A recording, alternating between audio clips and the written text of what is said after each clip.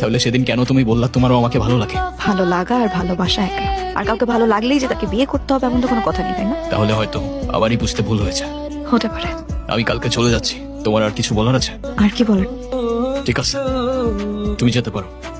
কি এতদিন পরে বাবার কথা মনে পড়লো? তোমার কথা সবসময় মনে পড়ে ড্যাড। তুমি ছাড়া আমার আর কে আছে বলো? তখন বলো, ফোন করছো কেন? Do you need money? তোমাকে একটা কথা বলতে কল দিলাম। হ্যাঁ বলো। ভালোবাসলে তো প্রবলেম ছিল না ড্যাড। আই গেস আমি মায়ায় পড়ে গেছি। কার কথা বলছো? হিয়া।